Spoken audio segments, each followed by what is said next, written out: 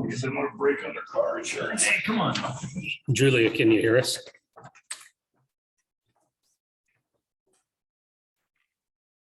Okay, and Elko can hear as well? Yes, everybody can hear, but I had them all muted, waiting for the gals to go in and show them how to unmute and raise their hands. Sam's suggesting that I just have Scott go ahead and remove the mute. Okay, all right, if that's easier, that's fine. Okay.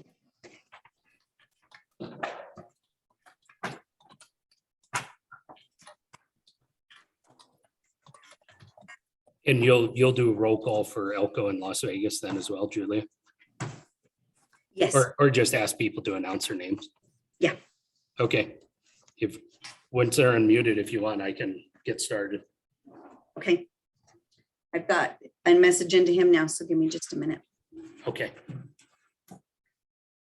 At this point, it doesn't look like we have anybody in Sparks or Las Vegas.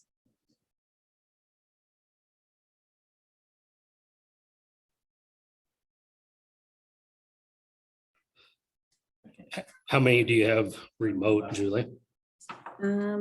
Right now, it looks like there's without the boardrooms, just Mr. Paris. All right, as soon as when they're unmuted, then I'll go ahead and get started. Okay.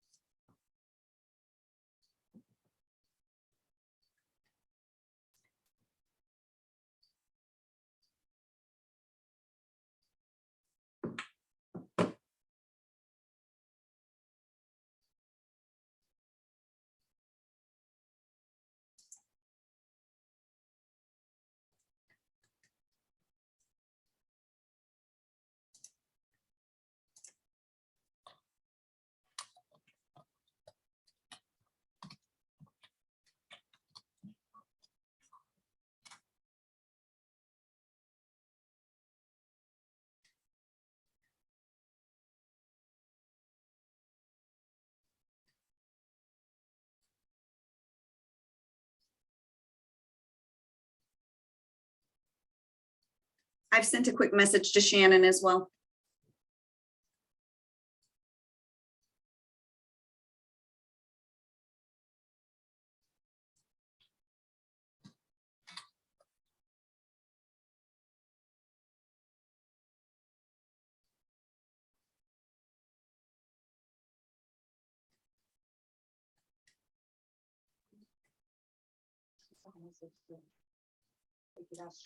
Unmuted now, and Dr. Estelle has joined us, so I don't know if you're ready to start or not.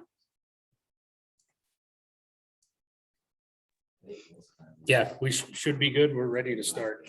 Okay. All right, so good afternoon, everybody. Thanks for coming today.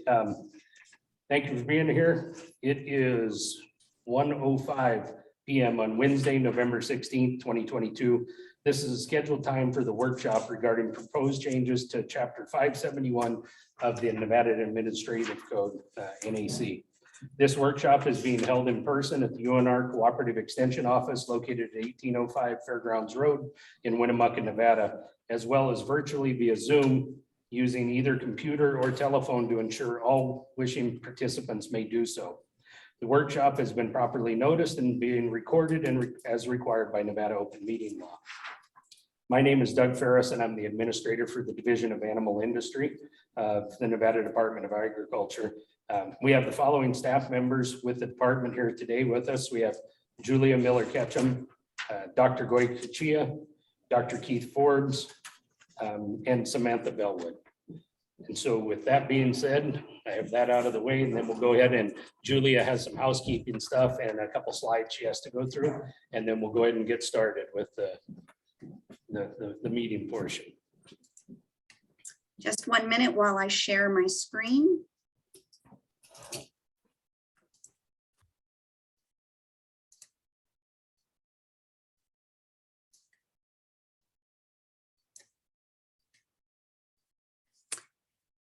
A few housekeeping items. We'll be using some of the features of Zoom for those who have joined us through the platform. At the bottom right of your screen, you'll see participants and chat. Click on these to open the boxes. Next, locate the participants icon and click to open. Find your name on the participant list and hover over your name.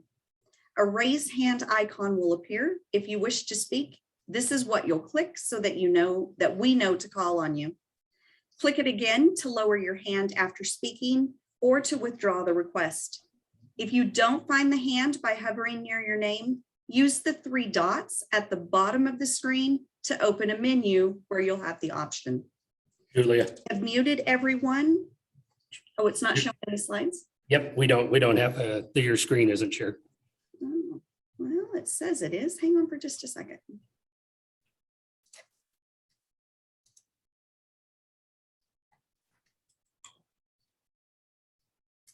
Is that any better? No. No, There there. you go. You did something. Okay. Yep, there. All right, perfect. So there's the participants and how to chat. We have muted everyone to reduce the background noise. If you wish to give public comment, please use the raise hand feature and ensure your mic is unmuted and we'll call on you. For those participating via phone, you can raise your hand during the public comment periods or the question period by pressing *9. You can unmute yourself when called upon by pressing *6. If you have any technical issues during the meeting, try the following. Turn the video off to see if the connection improves. Leave the video meeting and either try to rejoin or call in using the phone number and login information from the agenda.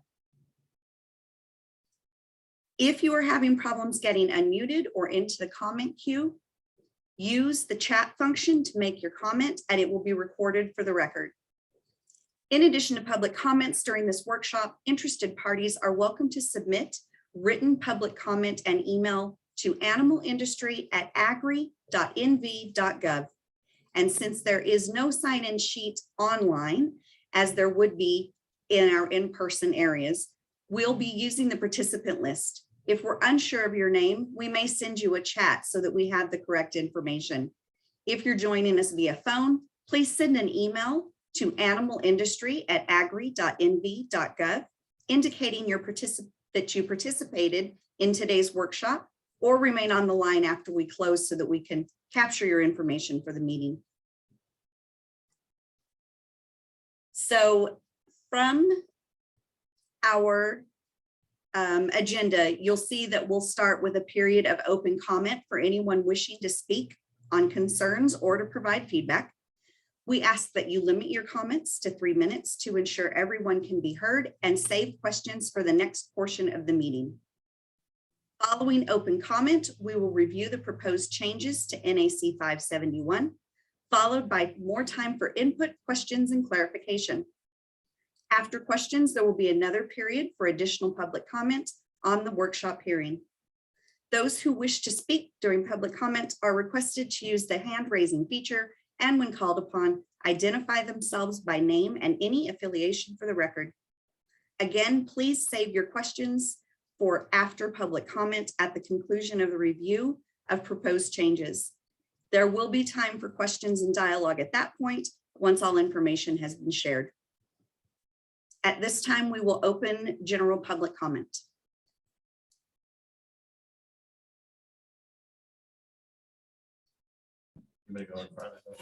We have one public comment here, Julia, in Okay. Winnemucca.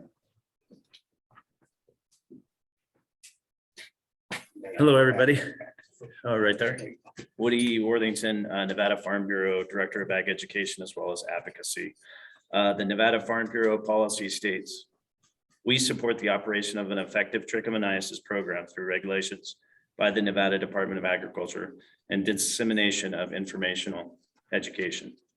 As we have reviewed the current regulations for trichomoniasis, we don't understand why changes are necessary to make the requirements be mandatory on a statewide basis with all bulls over the age of 12 months being tested annually. There must be something that we don't know about in the existing regulations and why they haven't been more effective. We also believe that the cattle producers from across the state need to have the opportunity to participate through an in-person workshop like this one.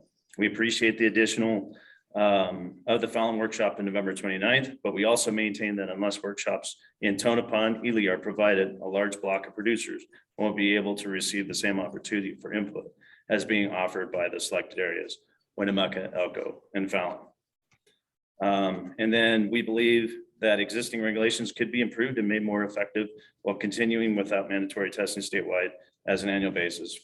First, we would like to offer proposal for changes of the NAC 571-610, and then I'll do that after public comment, neighboring heights. So thank you very much. Appreciate it. Thank you. Elko, you have your hand raised. If you'll unmute.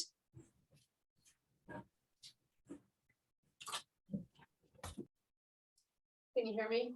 I can. Perfect. Hi, I am Jennifer Garrett, and I am against mandatory yearly trick testing for various reasons, including cost, days, facilities, and labor needed, and government overreach with no guarantee of results. Also, the Nevada Department of Ag numbers show less than a 1% positivity rate in 47% of Nevada bulls tested yearly for the last 4 years. This is not a picture of a big problem that warrants mandating all producers to yearly trick test, but rather a picture of areas that contain trick that need cleaning up. According to the Nevada Department of Ag, the current trick regulations are difficult to enforce because reports of positive bulls are not being received by the department, consequences are not stiff enough, and in investigations, producers are not being receptive to questions about who their neighbors are and where and what cattle are run next to their neighbors. Therefore, new regulations have been proposed that mandate all bulls be trick tested yearly, a big jump from the current regulations. I asked the department to consider fixing the above problems with the current regulations to make them easy to enforce and strict enough to garner results rather than forcing yearly trick testing for all. I suggest that every herd that neighbors a positive bull be required to test and clean up their bulls within 8 months, or their cattle could only be sold to slaughter or slaughter channels. There would be no investigation, just automatic testing and cleanup, or your marketing avenues are lessened. This takes away the burden of the department or state vet through investigations to ascertain which herds to put on hold orders. If that burden is taken away from an individual and the rules are just the rules, then implementation would not be so difficult. Also, producers will be more likely to comply if they know definitively what needs to be done and the consequences if it is not. I agree that government pressure may be needed to clean up problem trick areas, but not to interfere where there's not a problem. Making another rule that cannot be enforced instead of fixing rules that are already in place does not make sense. The following thoughts need to be considered before enacting mandatory yearly trick testing. 1, the petition that was presented to the department proves that there is a large percentage of ranchers in this state that are completely opposed to mandated yearly trick testing. 2, having trick in less than 1% of bulls tested proves that Nevada producers are taking care of the problem themselves through management and testing, not through forced government mandates. And 3, the current regulations have not been effective because they have not been enforced. Correcting the problem with the current trick regulations will allow enforcement to be active and effective and will allow the state to clean up trick in the problem areas without burdening producers where no trick problem is needed. Thank you for your time and consideration.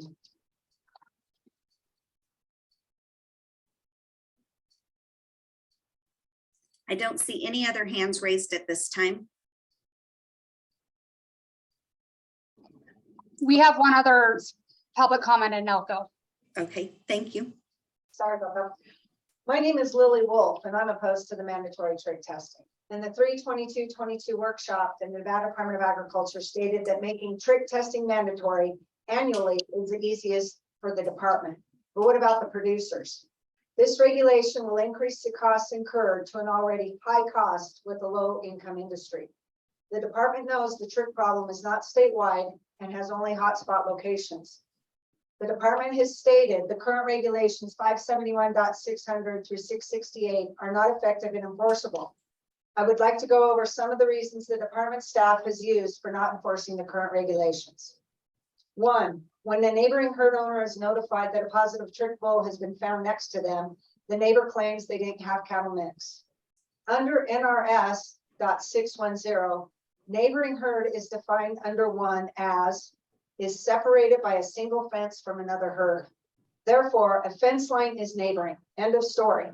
This thus meaning I would have to comply with the current regulation once the NVA notifies me of the infected neighboring herd. 2, NVA is unable to know who neighbors who. The NRCS, BLM, or county assessor could be utilized. Also, if the department doesn't know who neighbors who, how do they know who is in what district? 3, the results of bulls being tested are not being provided to the department. If it is required in the regulation, then it needs to be enforced by the department. Also, veterinarians want to report communicable diseases because they want to protect and preserve animal husbandry. 4, commuter herds are entering the state illegally, and that neighboring states like Idaho want it because they receive trig positive bulls from Nevada. How will mandatory trig testing statewide solve commuter herds from coming in illegally? Currently, commuter herds are supposed to trig test before coming into the state, and bulls going to Idaho are required to be trig tested as well. Again, regulations are already in place and not being enforced. 5, the department has had some producers on hold for many years. If the department can't enforce the way the regulation is written, change the regulation. For example, if a producer doesn't comply within a set time period, they can only sell their livestock to a processing plant or a feedlot, certified feedlot. If the current regulations are being enforced, how does the department plan on enforcing a new regulation mandating all the producers across the state to mandatory trig test? NAC 571.667 allows the administrator to deny brand inspections. If this is approved, when and how would the producer be notified that he will be denied a brand inspection? Will it be on the day he calls to schedule a brand inspector, or perhaps the day the inspector is scheduled to brand inspect? If the latter occurs, cattle are in, trucks are on site, and then I can't get a brand inspection. By the department being allowed to refuse a brand inspection and it being found out on shipping day jeopardizes the producer in many ways. 1, buyers will be concerned about buying cattle in Nevada. 2, truckers will be concerned about shipping cattle from Nevada. And 3, producers will be stuck with cattle in the corral that can impact the health of the herd. In conclusion, the current regulations were put in place to address trig infected areas when needed. This is not a statewide problem, and the department has said that it isn't. Mandatory annual trig testing puts an extra burden on producers all across the state, and that is not right. I understand that when trichomoniasis gets in your herd, it is devastating, but it is not a human threat and should not be treated as such through government overreach like mandatory annual trig testing of bulls. Thank you.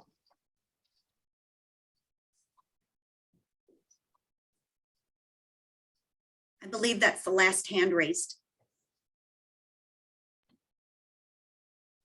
Okay, no other online or I don't Elko, see anything. Elko Sparks or Las Vegas then? Nothing. Okay, So Dr. Goycochea, I'm now turning everything over to you to review the proposed changes. I'm going to share my screen so that it's up again. Just let me know when you're ready for me to advance. yes, I took it off. All right, Julie, as soon as there we go.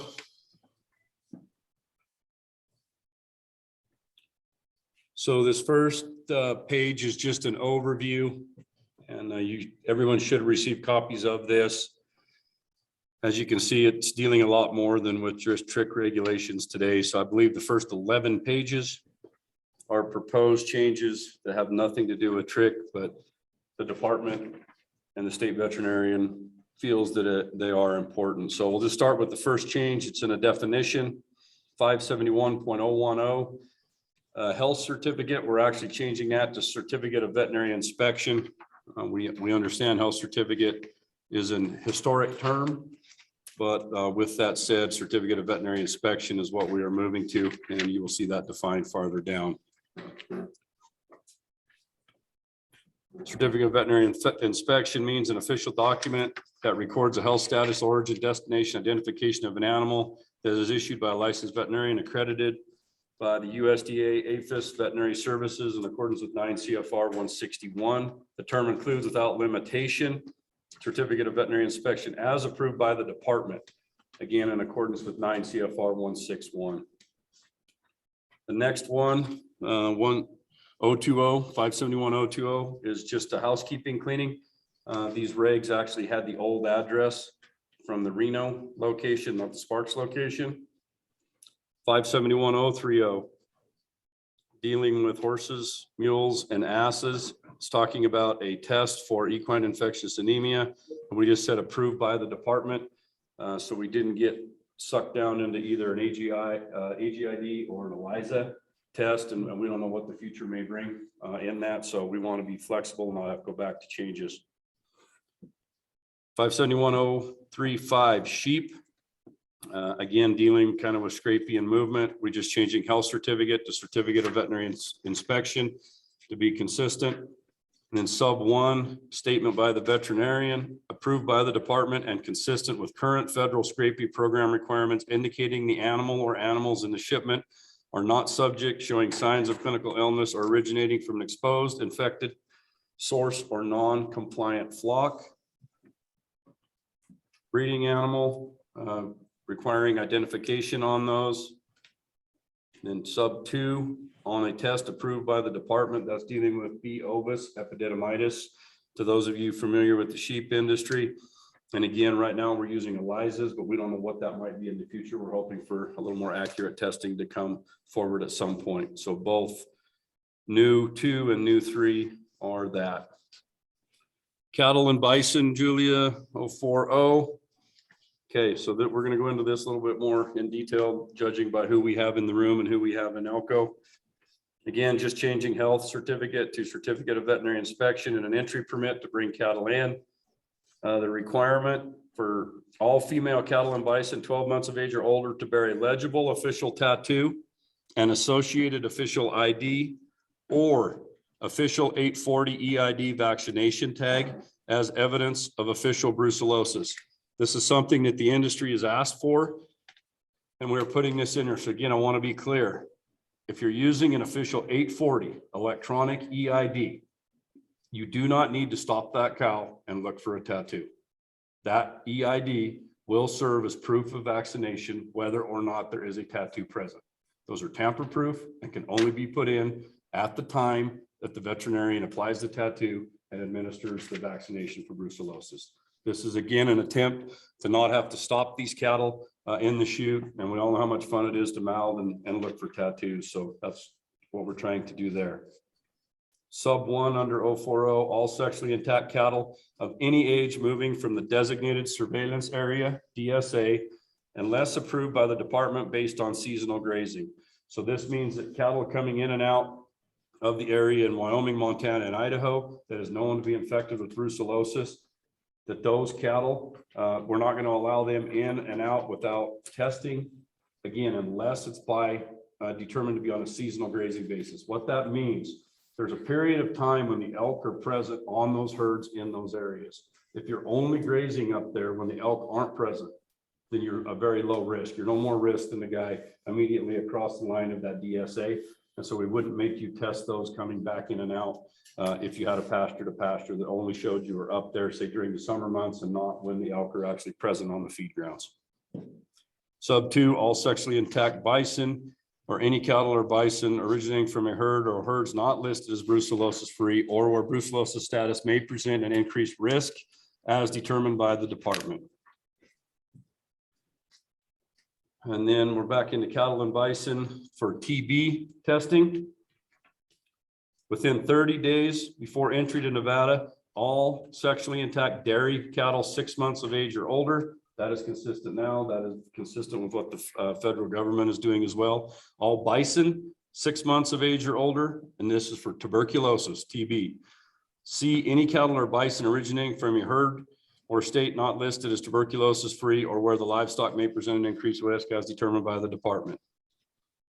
Sub 2, within 12 months before entry to Nevada, all sexually intact cattle 12 months of age or older entering Nevada for events, rodeos, shows, and exhibitions. So the first one applied to dairy. This is any animal that's coming in that's 12 months or older that's going to be used for a rodeo type event. So bucking bulls, that kind of thing, where they're commingled a lot of times with Mexican origin cattle, those are still going to have to be TB tested within 12 months of coming into the state.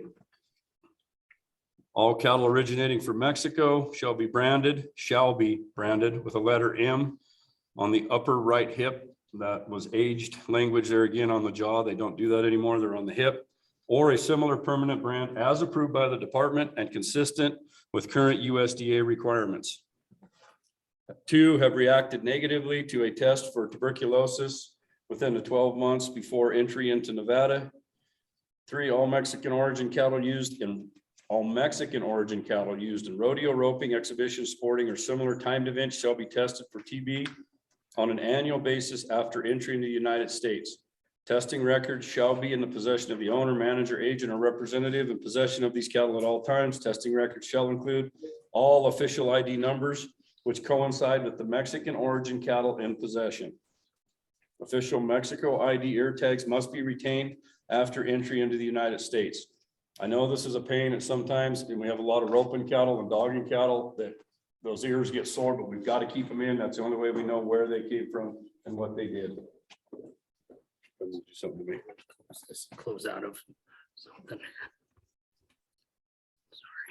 We're doing housekeeping over here. It keeps popping up there, but it won't.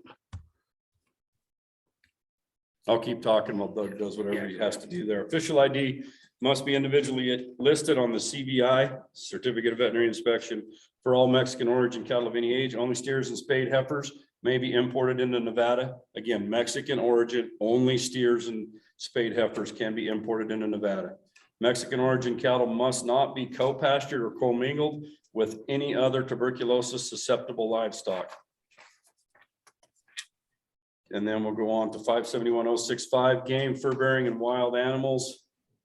We're just striking parts of this. Some of this actually falls underneath NDOW, and we're also some changes we made recently, 3 sessions ago, I guess, related to importation and movement of cervidae. So that's no longer applicable in this session. 571.080, dogs and cats. A dog or cat that is 12 weeks of age instead of the 3 months. That is just to come in line with the compendium of when that animal needs to receive its rabies vaccination. 095, transportation of livestock, stops for inspection, possession of health, sanitation. Sub 2, or as directed by the department. So that means that we can ask at certain times that health papers may have to be sooner than 30 days. If for some reason we see there's an increased risk in an area. We saw that same type thing with rabbits and rabbit hemorrhagic disease recently. We did request that those be written in a shorter time period, not the 30 days. 3, livestock being transported only within Nevada unless directed otherwise as indicated by hold or quarantine or order issued by the department. Again, that is something in case you're under quarantine for TB, brucellosis, tricks, something along those lines. 571.100, livestock for use in rodeos. A person shall not ship, transport, or otherwise move livestock into Nevada for use in a rodeo, roping, exhibition, sporting, or similar timed event unless each animal has a health certificate and an entry permit. And I can see right there, we missed one. We'll probably make that a CBI. I bet we went through this 100 times and we still miss them. Sub 2, the following cattle and bison react negatively to a test for brucellosis within 30 days before entry into the state of Nevada. Now, these are what have to test for brucellosis. Those coming from the DSA, any bison 6 months or older. And again, cattle and bison from the DSA as determined by the department. So if you're within one of those grazing periods, we'll allow that flexibility. You wouldn't have to. 3, any cattle or bison originating from a herd or location is not as tuberculosis free or presents an increased risk, then they would need to be tested within 12 months. That's all sexually intact over 12, roping cattle and Mexican origin cattle. Livestock for sale, show fairs, or other public events. Public livestock auctions that hold a current federally approved agreement may have additional provisions allowed for animal entry as detailed in that agreement and approved by the department. So we all know that at times sale barns within our state or out of our state, you don't need a certificate of veterinary inspection to go. You can send unvaccinated, untested cattle to those locations. Same thing for Nevada. Our 2 sale barns, if they have a current federal approved agreement, whatever that agreement says is what they're able to bring in and do. Quarantine imposed if no certificate or permit issued. Animals or livestock entering the state of Nevada without a valid certificate of veterinary inspection or other approved certificate and a permit, if required, shall be held in quarantine at the risk and expense of the owner. NAC 571-130, emergency importation of livestock. In the event of a natural disaster, fire, or similar emergency evacuation incident, the department may temporarily waive entry permit requirements and allow the approved shipment to be imported into the state. All animals in the shipment must travel directly to a location approved by the department and shall be isolated from other livestock and remain under immediate quarantine until release.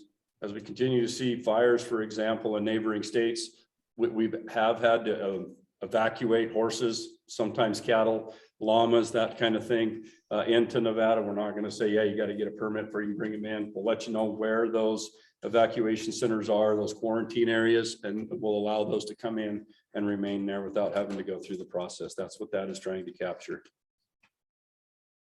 571.300, control of biological products.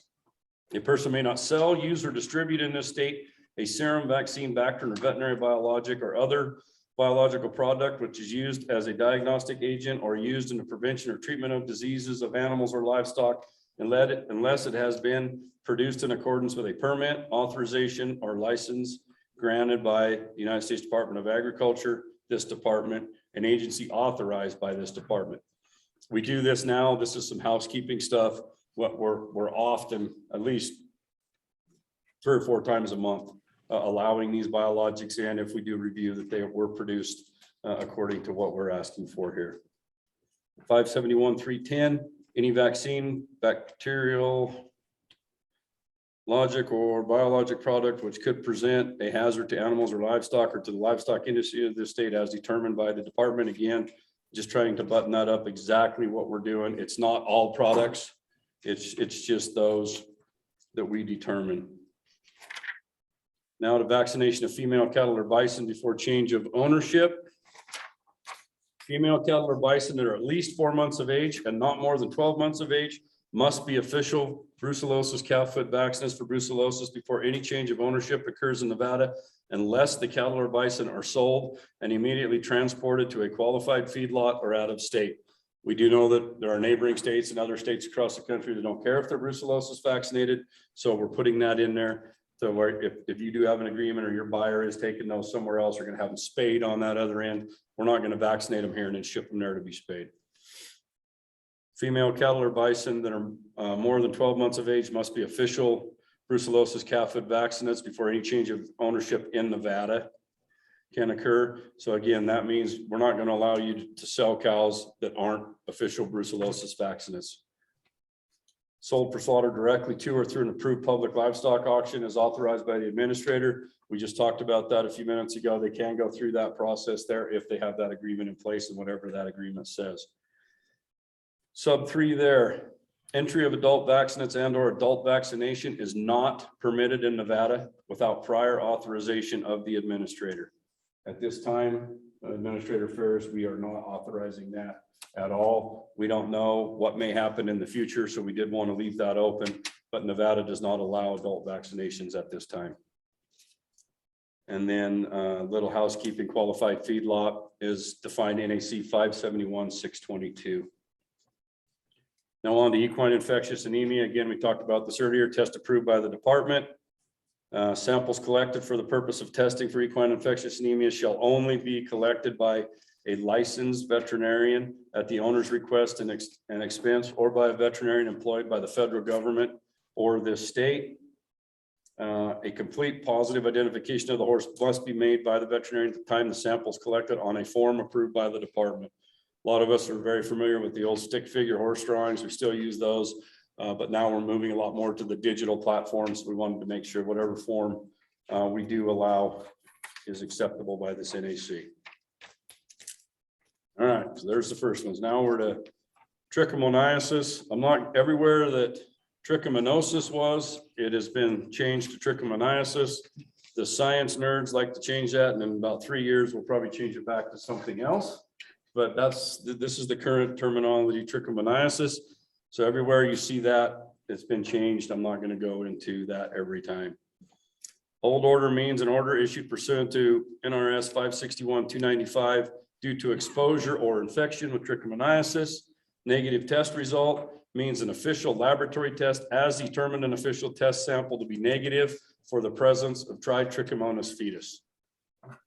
Official laboratory defined. Official laboratory means a lab that is approved by the department and follows official protocol to confirm by preliminary chain reaction PCR or a test approved by the department, which could still mean culture, whether an official test is non-negative or negative for trichomoniasis fetus.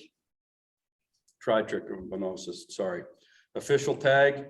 Official tag means a tag authorized by the department and approved by the administrator that is preferably placed in the right ear of a bull by an accredited veterinarian or veterinary technician under the indirect supervision of an accredited veterinarian to indicate the year of the bull's most recent official test. Again, industries wanted this. The vet board has agreed with this over the years, that technicians should be able to go out and do that testing. This is all an attempt to lower those costs and keep those costs lower for those testing bulls. So we are putting that into our regulation. Official test for trichomoniasis means a test for trichomoniasis that is performed on a test eligible bull by PCR or other test approved by the department. Again, that could be culture at this time. Those of you that what culture is, when you put it in the pouch, you look at it under the microscope for 5 days, 7 days. Some states are different depending, but that is what is allowed in Nevada at this time if you are approved. The test sample is collected by an accredited veterinarian or a veterinary technician under the indirect supervision of an accredited veterinarian. Housekeeping, just what we had done before. Positive test result defined. Positive test result means an official laboratory has determined an official test sample to be non-negative for the presence of Trichomonas fetus. Non-negative. So you could have an inconclusive, for example. It did amplify. That means we're going to consider that to be a positive. It can't be negative because it did amplify a piece of that DNA or RNA when we get to that testing. And so that's why that terminology is being used. Test chart means an official document signed by an accredited veterinarian. That test chart will not be signed by the technician. It has to be signed by that veterinarian, which certifies the bull has been subjected to an official test and indicates the results of the test. Total confinement operation means a dry lot feeding operation where none of the sexually intact cattle are allowed access to pasture or to mingle with other cattle outside the confines of the premise of the operation. That former language said sexually active cattle, and I guess that means you'd have to be watching them every day. So we just figured intact was a lot better way to do that. Again, same terminology change in 636, excuse me. 640, registration of accredited veterinarian or veterinary technician to collect samples for official tests.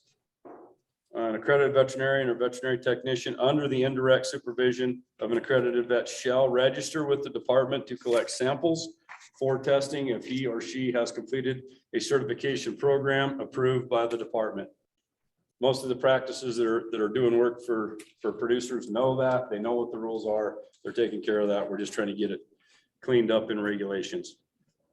Annual trichomonas testing requirements, 571, 140, and 150. The trichomonas testing season begins on September 1 of each calendar year, continues until August 31st of the succeeding year. All test eligible bulls entering or located within the state of Nevada shall be tested negative utilizing an official test annually during the testing season prior to being allowed access to female cattle, or by August 31st of each testing season, whichever occurs first. And again, that's just, you have to have it annually. The season goes from September 1 to August 31st. Neighboring states have that exact same season, so we're just trying to be consistent with them. Bulls that are be turned onto public grazing allotment shall be tested by August 31st of each testing season, or 45 days prior to turnout on the public grazing allotment, whichever occurs first. We know from recent epi studies that sometimes some producers are already out, have their bulls out, and somebody might test 3 days before they put their bulls in, and then we have this positive herd that it could commingle or is right across the fence from us. We're asking for 45 days, hoping that kind of gives everybody a little bit more time to say, you know what, I might want to reevaluate my plan. I might want to put a different set of cattle over there, or I might want to test a second time. Bulls that are being, bulls consigned directly to qualified feedlot to finish feeding for slaughter or directly entering slaughter channels are exempt from testing requirements. Those are the only ones, qualified feedlot or directly entering slaughter channels. Those could be out of state to a qualified feedlot in that state, but we're not going to allow you to say, well, I'm just going to keep him home and then I'll sell him next fall if you're not a qualified feedlot within the state of Nevada. 571, 642 is tested negative as evidenced by an official test within 60 days prior to the entry and has not had contact with female cattle from the time of the test until the import. So that's what it takes to get in. We want it within 60 days, make sure that they haven't been in with the cows in that period of time. Has to be accompanied by a CBI, that's just housekeeping, verifies the test eligible bulls are negative on official test. Again, just housekeeping, official test and terminology. Terminology, official test, terminology. Now here's where we made a change in each of its 2 most recent official tests before entering the state. So what this means, if a bull is coming from a herd that was positive during the last 12 months, they have to be tested twice. It used to be 3 times. We're putting that to 2 now because we're seeing a lot more sensitivity in our testing, especially with PCR. And it shall be noted on the next written page right there. Thank you, Julia. The official test that identified the positive bull in the herd can be used to fulfill this requirement as long as the test eligible bull applying for entry tested negative. So what's this mean? I've got a set of bulls and I'm bringing 20 bulls into the state of Nevada. I did pooled testing on them. I had 1 hot bull. So then that doesn't throw out all the other 19 bulls. I need to test them other 19 bulls 1 more time. I don't have to test them twice more because they were clean on that first test. There was some confusion in years past what that exactly meant. If that bull was clean, even if a bull mate of theirs was positive, we are considering that the first negative test, and then you only have to have 1 more. 571, 641 annual trick testing. Oh, wait a minute, I've already skipped that one. All right, sorry, Julia, I went backwards 1 page. Okay, terminology change under sub 2. NAC 571, 644 testing of commuter bull that is test eligible. Tested negative by official test annually between September 1st and August 31st. Again, this is consistent with our other neighboring states. Just making some terminology changes. Official test, trichomoniasis,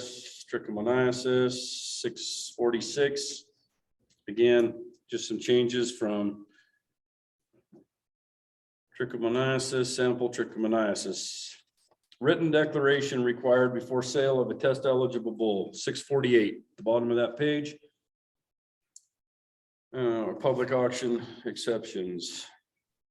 Before a test eligible may be sold at a stockyard or public livestock auction in the state, the owner must declare in writing whether or not the test eligible bull is positive for trick, except that if the test eligible bull is an untested bull, it may be sold for slaughter or for direct movement to a qualified feedlot or total confinement operation without a written declaration. So that means if you haven't tested it, it's going straight to slaughter. If it is a positive bull, yet you have to notify them.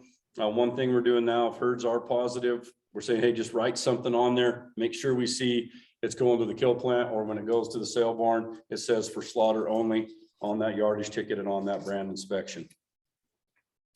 Any untested bull originating from an infected or exposed herd is subject to a quarantine or hold order and must first comply with the conditions of the quarantine or hold order. Again, if those hold orders say you can go directly to slaughter, they can go directly to slaughter.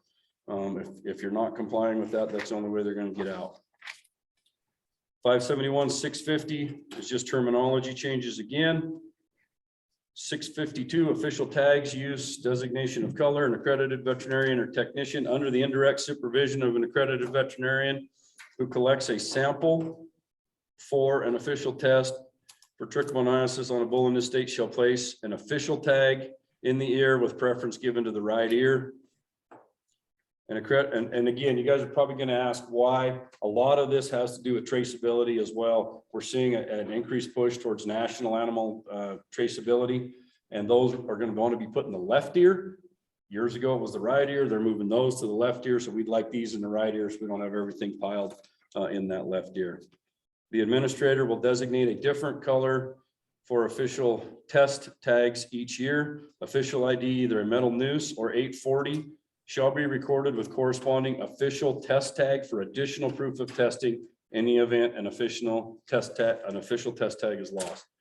Oregon, for example, does this already. You can't put a trick tag in their ear unless you have an official ID in. If this bull has an official ID in, and I go to someone's ranch to do the test, I'm going to write that official ID down in addition to that bangle tag that is the program tag. So if he loses that, we can trace it back. Because what you don't want your neighbor to gather and say this bull wasn't tested. You know he was tested. That gives us one more way to trace that back. Procedure upon receipt of a test positive result. An accredited veterinarian who's responsible for sample collection for I just can't not get over the new terminology. I'm old school. For trick on a bull in this state shall within 48 hours notify the result, the administrative director and the owner of the bull, and classify the bull in the infected bull and its herd as an infected herd. This isn't changing. This is in the reg today. The director will immediately place an infected bull and its infected herd under a hold order, ensure that the administrator or their designee or a federal animal health official conducts an epi investigation of the infected herd. This again is just or their designee. That means that Doug generally is designating either Dr. Forbes or myself to do that epi study and figure out who else has been in contact with that. And we just wanted to clear up that trichomoniasis is a reportable disease in Nevada. That was not included in the regs the last time, but it is a reportable disease in Nevada. So we're putting that in the regs this time. 656. Infected herd, release from hold order, lease or transfer of ownership, release to slaughter channels. Before the director leases an infected herd from a hold order, an accredited veterinarian must ensure that each test eligible bull in the herd tests negative on 2 consecutive official tests. So this is to get released, and this is what we're proposing. Some states are 3, some states are 2, but we want 2 tests now. And again, it's going to be the exact same thing as we talked about with those herds coming in. The official test that identified the positive bull in the herd can be used to fulfill this requirement as long as the test eligible sample for purposes of satisfying the hold order tested negative. So again, you got the 20 bulls, those 19 are negative. You got to test those 19 again if you're hot to make sure you get off. The one thing that you're going to notice a change in here, it was via individual PCR. We are striking that, and we are allowing pooled samples or whatever other tests we might be coming in the future with, but we are allowing pooled samples. That greatly lowers the cost to these guys for having to do these subsequent tests. Each test eligible is certified to be clear of trick beneficial test or enters a slaughter channel within 30 days of a positive test. So what's that mean by enters a slaughter channel? If he's really Shelly bull, you know, we could probably put him in a certified feedlot an approved feedlot, or you can send him for feeding out of state, but he has to get out of that, off that premise and go somewhere to be fed within 30 days, because we all know that bulls have a tendency to not stay where they were 30 days ago. Sub 2 is just language change. A, the test eligible bull must have received a negative test on an official test in each of its 2 most recent official tests, with each one being 7 days apart. So again, if you're under at least 7 days apart, if you're under hold, you can't collect both samples today, send one in and then send one in tomorrow. They have to be tested at least 7 days apart. That kind of gives those bugs a chance to amplify in that tissue and in that prepuce, so that we're sure we are actually catching those bulls that might be slipping through the cracks based on how we're sampling these bulls. Just some housekeeping on sub 4 there. Instead of release, it says may consign any cattle from the herd to a slaughter channel. And then we have a lot of new language at the end of that paragraph, top of the next page. All cattle from an infected herd and entering a slaughter channel shall remain under quarantine. Yes, sir. I was just gonna go back, sub 3, we changed that from 12 to 18. Oh, thank you. We've changed it so many times in the last few years, and it went from 20 to 12 to 18 months. Thank you, Doug. I missed that. Sub 3, 18 months of age or older. Gotta be 18 months of age, because that's the only way you can tell if they're 18 months of age. Those teeth erupt at 18 months of age. We're just guessing how old they are until that point. So that is a sure way to know that they are 18 months of age. Is if there's any question, you can open their mouth and take a look. Thank you, Doug. All right, top of that page again, all cattle from an infected herd and entering a slaughter channel shall remain under quarantine until moved to slaughter. All infected cattle being moved from the premises of origin to a slaughter channel shall move on a form or other document approved by the department. There's been a lot of recent renditions of this that were requiring some federal forms, I guess, that had a very specific meaning. So we changed these back to moving on a form or other documentation. For example, a brand inspection. You can move those on a brand inspection as long as you have that inspector designate on there that they are going to slaughter channels and they were a positive bull. We will accept that.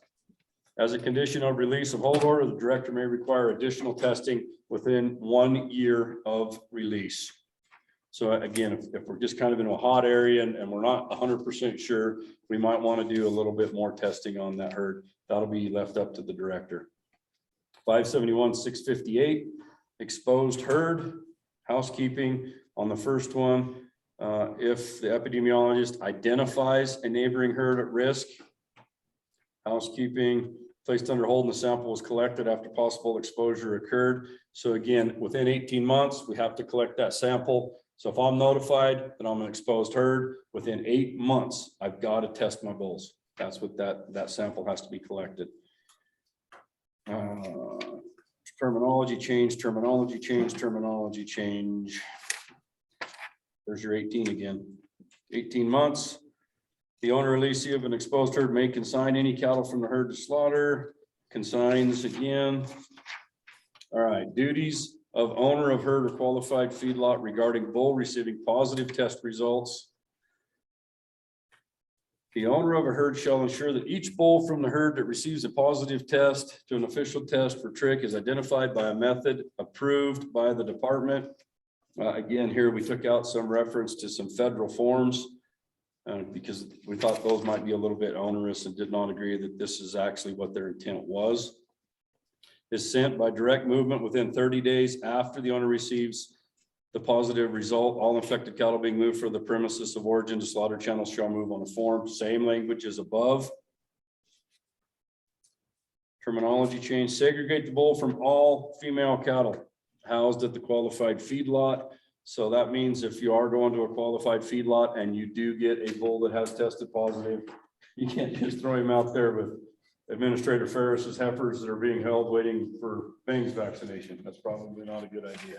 So make sure he's held separate. You would think you wouldn't have to spell some of this out, but you do. 571-664. No, we struck all this. 662. Thank you. 662, additional testing after bull receives a positive. We struck all of this section out. The owner that receives the positive test So you can read through that. Again, there was a lot of individual stuff and PCR in there, but we did strike that section. 571,664 now.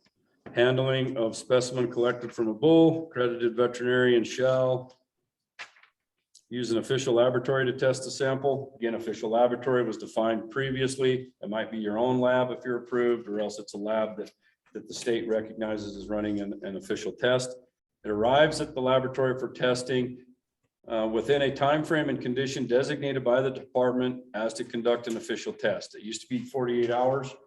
The reason it's not now, you can actually incubate those in your clinic. You can freeze them for a prolonged period of time, still ship them in as long as they get there in accordance with whatever that laboratory wishes to have that temperature be, then that can be tested. 571,666, official laboratory duties of operators biennial inspection. We struck all of this as well. And again, that'll be up to the department to kind of figure out what an official lab is. We took this portion out. And so that the department can use their judgment on an official lab. 571,667, diseased animals, limitation of transport and transfer of ownership. Any owner, lessee or manager of animals or livestock that are the subject of an epidemiologic investigation, hold order, or disease quarantine by the department may be denied brand inspection or other services as directed by the administrator or state quarantine officer. Any owner, lessee or manager of livestock who does not meet the annual requirements set forth in NAC 571,641 may be denied brand inspections or other services as directed by the administrator or state quarantine officer. Woody, I think you might have had some. I'll just open it up now. If you had some proposed language, comment on this. I know it's a little bit wonky, but I'd like to capture it, Doug. Or what do you want to do? That's how we should. No, we did it this way past. We went through all of the proposed, and then we got input from anybody who wanted to input it. So it's more of an open discussion. Absolutely. Everybody can get their. And Julia, so I'll have Mr. Worthington come up, and if you can capture what he is proposing here, kind of as a open discussion. A nice workshop. Thanks. Appreciate it. Well, now the workshop starts. I was just. I know, right? All right. Woody Worthington, for the record, Nevada Farm Bureau. Like I said, we first would like to offer a proposal for change to NAC 571.610, the neighboring herd subject. We suggest adding a new point on subsection 2, which would read adjacent lands, private or public, where cattle would come into contact with cattle of another herd. This language would literally bring all adjacent land into the scope of potential vectors for transmission of the trick diseases. Did you get that? I did. Okay. And then further, we would like to have added language to NAC 571.654, procedures upon receipt of positive test results to official test for trichomoniasis. And then a new point on subsection 3, the director shall notify the owners of neighboring herds of the infected bull and its herd as an infected herd. And then finally, new point subsection 4, we'd like to add the directors shall require neighboring herds to be tested for trichomoniasis. Does that make sense? So we're notifying, and then we're going to require that they test as well. Absolutely. You're on point. So I have a question for Woody, if Yes, I go ahead. can, Julia. So if you go to 571,658, Okay, 658. right here, want to look at it. Gotcha. Okay. It describes an exposed herd. If through an epi investigation identifies a neighboring herd at risk, the director will classify the herd and place it under hold. Does that not meet the requirements you just asked us to do? Yes, it does. Okay, I'm just making sure Yeah. I'm not missing something. Yeah, I think we just wanted it in 571.610. Okay. It just reiterates it. But that's- So you'd that's like 610 and 658 to be, To kind of be identical. I think, is what identical. they're Yeah, asking. verbiage, correct. Okay. That would be great. okay. All right, Thank you. yes.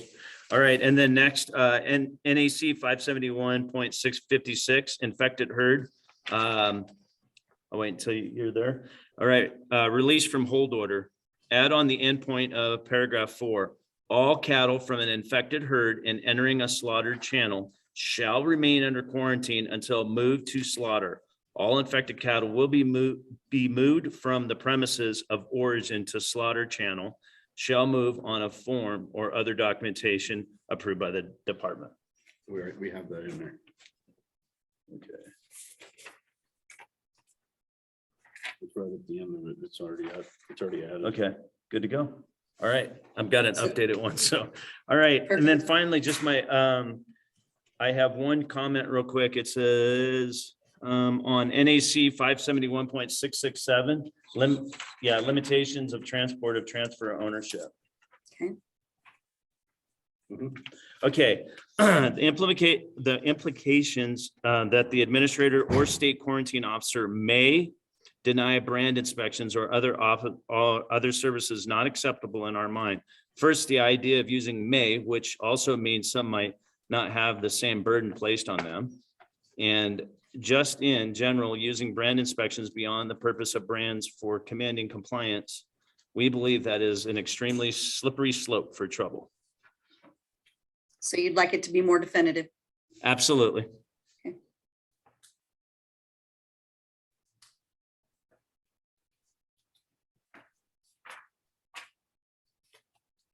And then finally, nothing in regards to this, but I'd like to, my last comment would be, Nevada Farm Bureau policy says that we will support programs that will be effective.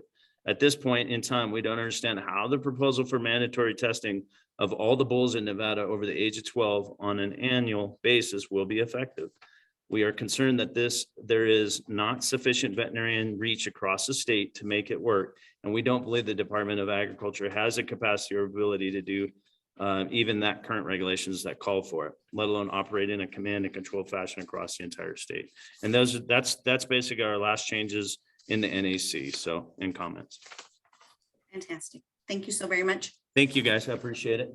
Good to go. Yeah, so just on your comment, we did change those to 18 months, not 12. 18 to 12. Good. Thank you. And then I just want to Perfect, make a thank you. note, Julie, if I can, under that 571.667, sub 1 under that, it deals with kind of all diseased animals. And we do place animals under quarantine for other reasons. Obviously, we've had a couple just in the last 60 days, other diseases, other species. So I want to be clear on that when we do put one of those in place, they're quarantined and we're not allowing things to move on or off those premises. So that sub 1 is definitely not just specific for trick. That is any disease in the state that we have a quarantine order for. Sub 2 does talk about as set forth in 571.641, which is the new proposed annual testing. I just for housekeeping purposes want to make sure everybody's clear on that.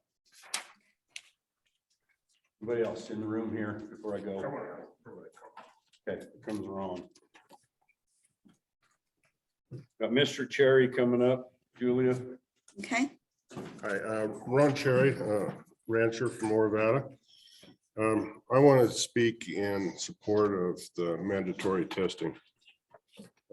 I've watched since we tried the voluntary program and over the last, 20 years.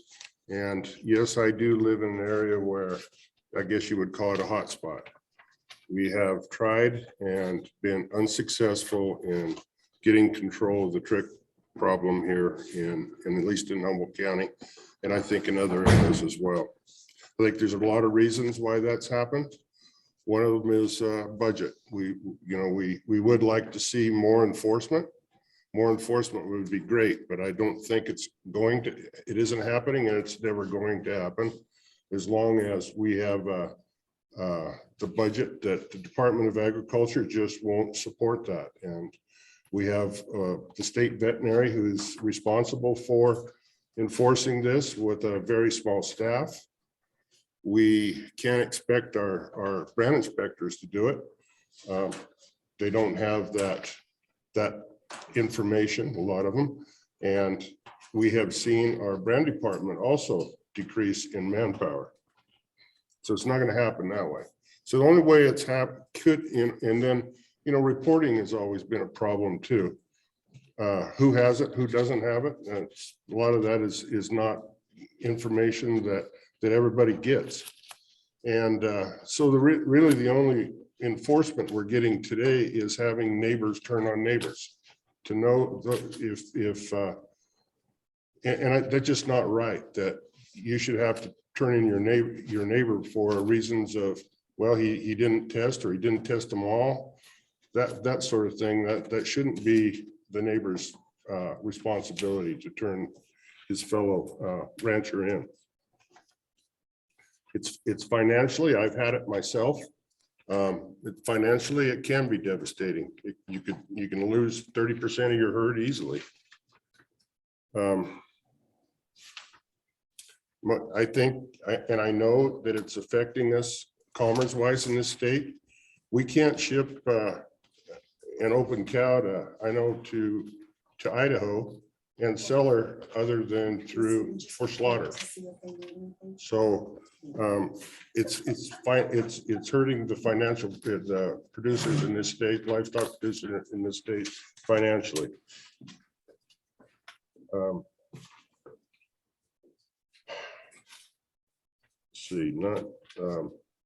It may not be everywhere, but it's in most places in the state. And if you don't have it now, I promise you it's coming, because cattle move different than they did 20 years ago. Cattle with the drought and stuff, we see cattle moving from area to area all the time anymore. And without the mandatory testing, we're going to see dirty herds in areas where they haven't been and where they already been, and we're just not getting a handle on the problem.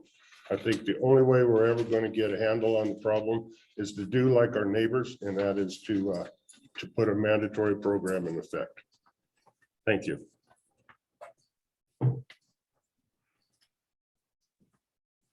Brandon. If there's anything in specific you want us to address, let us know. Otherwise, we're moving into our public comment phase. Okay. Go ahead. This is a comment. Go ahead. All right, Brandon Hoagland with Crawford Cattle. I support the mandatory on the trick. Seen it firsthand. Very devastating to the herds. Very economically not very good sustainable practices. Definitely need something there to control this trick. We take right now we're taking pretty doing some really extensive on our herd managements, on cleaning up herds in our own cattle. So I just kind of like to support what Ron had to say and support this act. So thanks.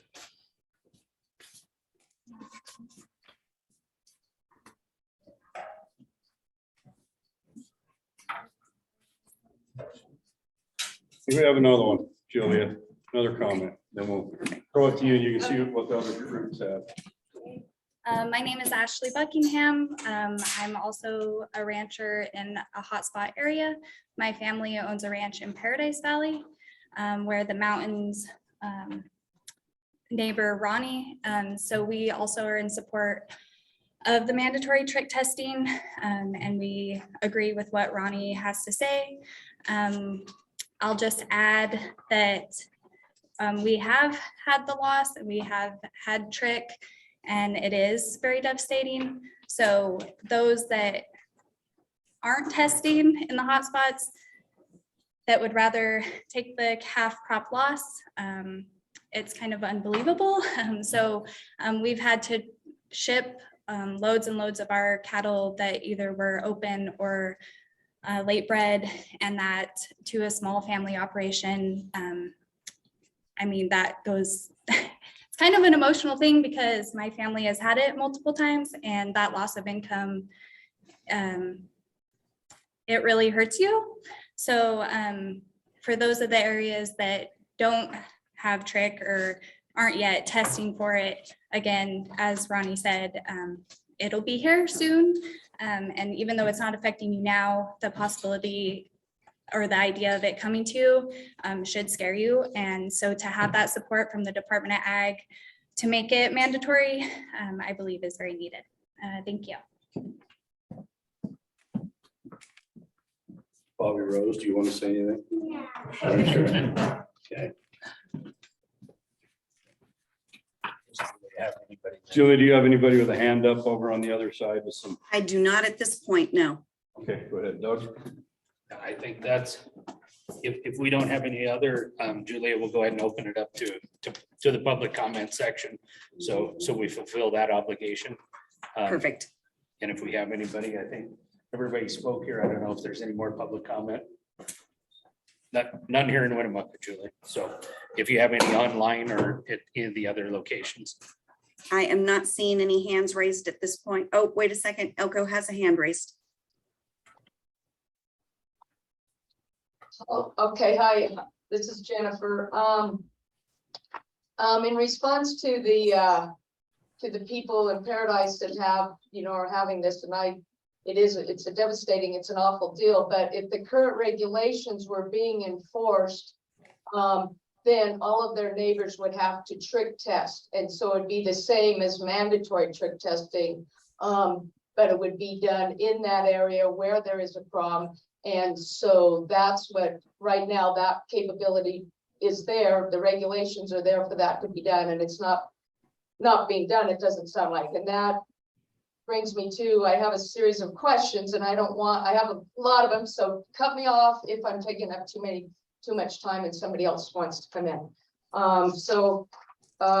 One question, when was the last time the current regulations were enforced? Last year, 32 bulls were tested positive. Were any neighbors of these bulls notified and made to test their bulls? Does anybody, you guys know that or not? Hey, Jennifer, it's JJ. So the last time the current regs were enforced were 24 hours ago. We have put herds under quarantine as contact herds within the last 24 hours. Okay, so like I said, in 2020, there are 32. So you contacted all those neighbors, is that correct, JJ? And then in 2020, we're still in the process of contacting all the neighbors, Jennifer. As we contact one, you know how it goes. Then it gets into, well, Rancher X also had some cows with me, and so then that grows to them. But yeah, we do have a few hot spots right now in the state within just the last few days. And so we're doing that epi study, and we are contacting them, yes. And we're pushing quarantine orders up to the director for signature as we make contact. So would it help to change these regulations where it said just an automatic, and you don't eat it, just automatic, that you get a test full, you call the neighbors and they just are automatically under hold, and they have to start testing? Would that be beneficial? So that's what we're doing now. We'll place them under hold. And again, the way it is now, they still have that 8 months to get tested. So we're telling them, hey, you got it. Okay, well, we don't have all our bulls in yet. We're still going to test some. We've tested some and they're negative, but we have some other ones that we haven't tested. So, but that is what we're doing now. One of the problems we're seeing is, you mentioned we have 30 some bulls last year that were positive. But if you look and see where they were, most of those weren't in the same place they were the year before. So what we're seeing is kind of skipping a year here and there, and we're getting it cleaned up. We're making all the neighbors test. And whether it's a management decision or whatever it is by some producers, 2 years later, it's back again. But they haven't tested because they didn't have to test, because we didn't have it in a neighbor that year. And then here we go again. And so that's one thing. And that's one thing I'm hearing from these producers as I started calling them the last few weeks, is that frustration. Geez, we were testing and now all of a sudden we got it again. And it turns out that the neighbor down the road, when I talked to them, well, we haven't tested in the last 2 years because nobody around me had it. And as we start drawing the lines and the arrows in, we're finding out that we're coming back to individual sources pretty regularly, if that makes sense. Well, okay, so So basically, the current regulations though could make it mandatory that everybody in the state test, because if I have a positive, then all the neighbors around me have to test, and if there's any positive there, they all have to test. But at least with this current situation, there's an end to it once it does actually get cleaned up. And the thing that we're not talking about here, obviously, are the cows, the putting dirty bulls out on clean, or putting clean bulls out on dirty cows. You're just spinning your wheels because those bulls just get reinfected. And but anyway, then another question, why will the department have any better means of enforcing mandatory testing for all producers than they're having enforcing the current regulations with just a few producers? Mr. Cherry mentioned not enough dollars, and that you don't, now people are tattletaling on each other, but how will the department ever know who actually is testing and making sure and having the personnel to be able to check that everybody is testing? So one thing that I've been thinking about, and I did visit with Administrator Ferris a little bit about it. It's very similar to our livestock assessment. Now we have the platform built, so we know if you're paying your assessment. We know when you're getting your brand inspections. We have that now, where we didn't have that before we put that program in. So it'd be as simple as those results come in, we're putting them into that exact same program. It's a check mark, it's whatever it is that these guys are testing their bulls, and we receive their test charts. Take right now, for example, the way we're having to do it, because we don't have mandatory, is I receive samples from other states. Then I'm kind of checking them off, because I get everything, negatives, positives, everything from other states. I don't get those all the time unless I get into the system and ask Julia down at the lab for them. And it's just because it's so overwhelming. But if we did have that, okay, they go in and they automatically generate a check mark in the system that yes, they have tested their bulls. That's how we're sure that enforcement would be getting done. We wouldn't have to be going door to door fighting through papers. Losing my voice. Yeah, and if I can add one other thing to that, Jennifer, that as far as I know, earlier you asked about the denial of brand inspections if it came to that. So that would also could be done through our electronic brands program, because in there we have the ability to basically withhold a brand or the completion of a brand inspection, because it's an electronic system. We can basically block that brand from being used. So it would be something there where you were talking earlier, you know, that you wouldn't know until the day of shipping. If you would know, because you know, we would know and notify the producers that, you know, your brand's been deactivated because of not reporting that. So we would do that ahead of time, because that's not anything we would want to see either, that you have calves ready to ship in trucks and no brand inspection. So that's in no way the way we would want that to work. Okay, which brings me to that. You know, right now it's written may be denied. That's very vague. It needs to be, the details need to be definitively spelled out so everyone knows exactly what the rules are and when and if it will be used. It cannot be left as a judgment call made by the department or state vet. It's just very open-ended there. Okay, in the 571-646, before selling or leasing, a bull has to be tested if it's 12 months or older. But then in 656 and 658, a heifer can be sold from an infected herd that is 18 months old. Now, JJ, you were saying that you change it to 18 months because you can tell the age. Yeah, so Jennifer, can you go back? Tell me what you said, 646, is that what you said? Where did you? 646 says selling or leasing a bull has to be a test eligible bull, I think, which a test eligible bull is defined as 12 months or older, isn't it? I don't see the 12 months in that 646, Jennifer. Well, does it say test eligible bull? See, it says testing of test eligible bull before sale. Right. So test eligible bull is a bull that's 12 months or older. Am I correct or not? No, it's 18. Oh, cool. That makes, okay. We've moved it all to 18. Okay, so a test eligible bull now is 18 months old, is that correct? Yes, and I'm making sure that we're not, I'm trying to look and see that we're not missing something, or if you're not maybe working on. Are you working off a current copy that was just sent to you? Because we've made those changes recently. I 6:33. who knows with me, JJ, but if it's somewhere, is it in the newer thing that we just, that a definition of a test eligible bull, what number do I look It under? would be under 633, and it looks like it wasn't proposed to be changed, so that's why it's not in here, but I will pledge to you that we will make sure that those are all consistent, and they will be 18 months of age. Okay, that was my question then, because to make it consistent. Yep, we'll make sure they're consistent. So bulls and heifers both will be 18 months. And I think that's a good way to do it, but if you want to make these guidelines stricter under the current, I guess what I'm proposing is making the current regulations stricter. So that if people like this area in Paradise Valley that are having this problem, makes them stricter so that people have to clean up. And so you do end up with a clean deal. I don't see if you say mandatory and all those people had to test, how would that help the Paradise Valley situation so they would clean up it quicker than current regulations?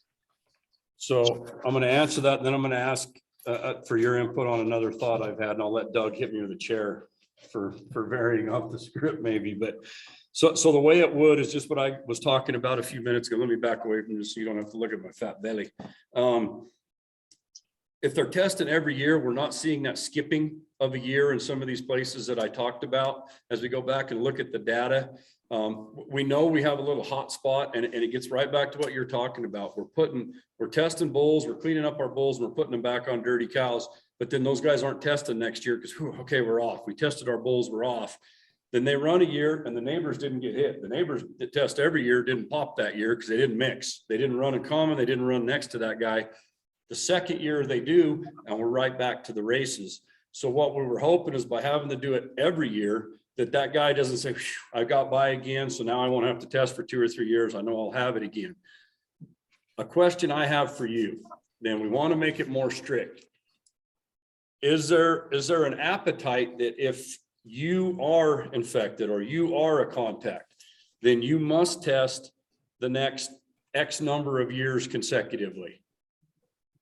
Then it's not statewide, but is that something that the industry would entertain? That if you're at a contact or you're in that area, you will test every bull for the next 3 years, the next 4 years, the next 5 years, whatever it is, and we could try to get it snuffed out that way.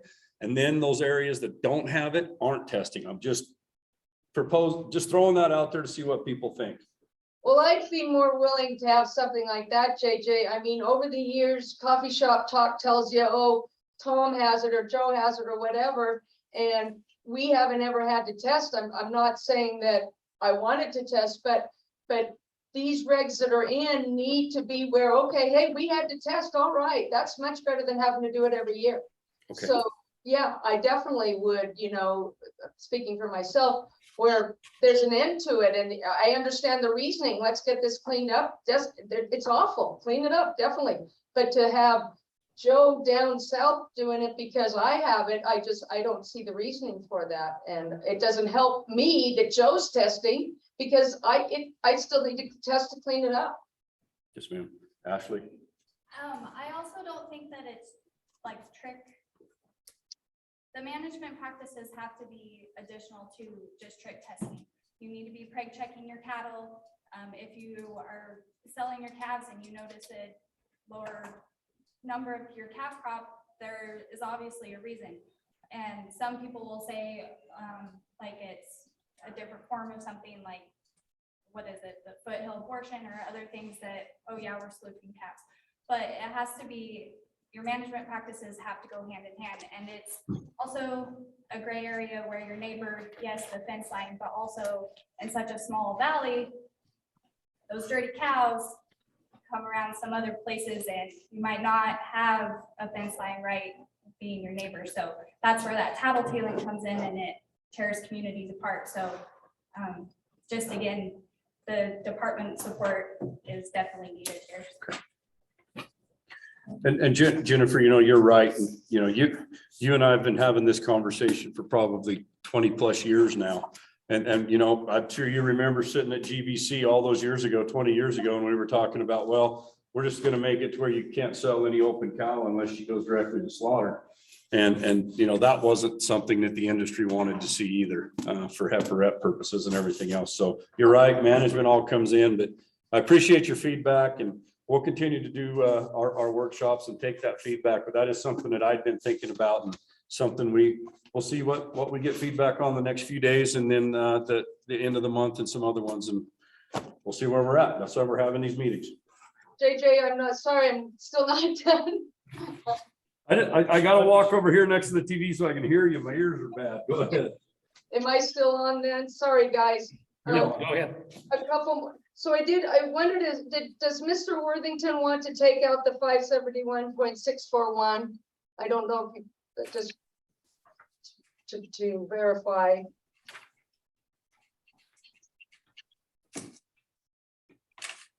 Is he still there or no? Yeah, no, we'll leave it. Or yes. He's leaving it at this time, but they did speak to, not sure of the need for it. And so we'll continue to gather comments to that effect. Okay, and then just in housekeeping, in 571.020, once again, there's health certificate. They might want to change the certificate of vet inspections. I did just, like I say, it's, and then in 571.644,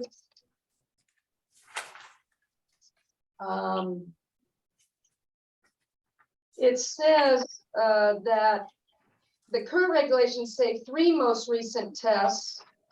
And then here it says 2, but it's not in blue. So I don't know, is that a change? Usually you put the blue, that it means that it's a change. So, So I don't know if that's on that again, 644, what was it that you were? Oh, it's under 2A. Okay. Where it starts off with the commuter bull is received. Right, in each of its 2 most recent tests. In the current one, it says 3. So I'm assuming you want to change the 3 to a 2, but I don't know. So the commuter bulls were always 2. Well, in the then- current guidelines though, JJ, it says 3. If you go to the current ones, I'm pretty sure.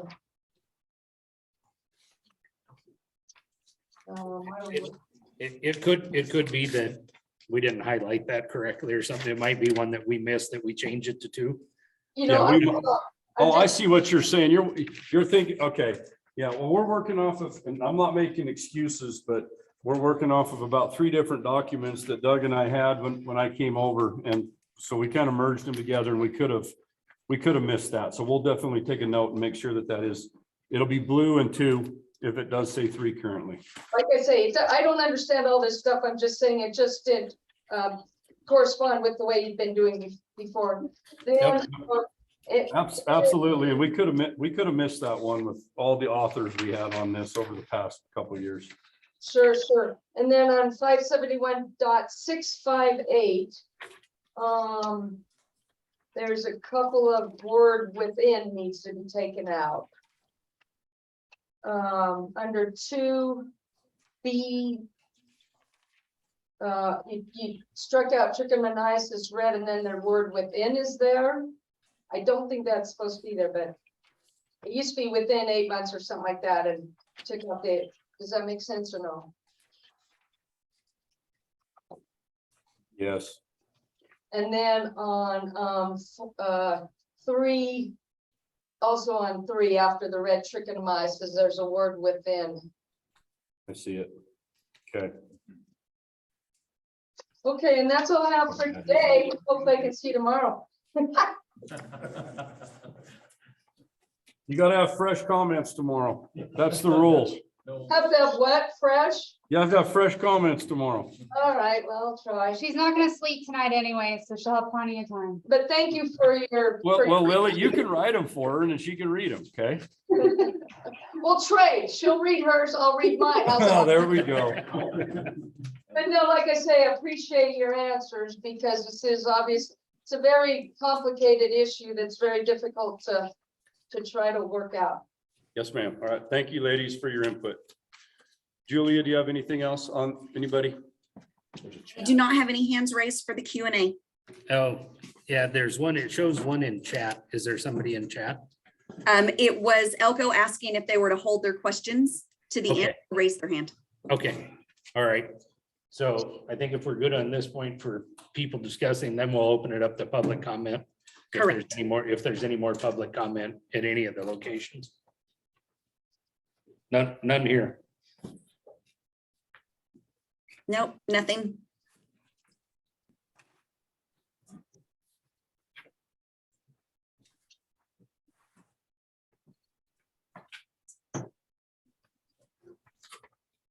So we're good at that point then? We are good. Okay, so then we're gonna go ahead and close public comment. Yes, please. Okay, I'd like to thank everybody for your participation. NDA will take the comments from today under consideration along with any written comments received during the rulemaking process. I thank everybody for attending and the workshop is adjourned as of 2:31 PM. Thank you. Thank you.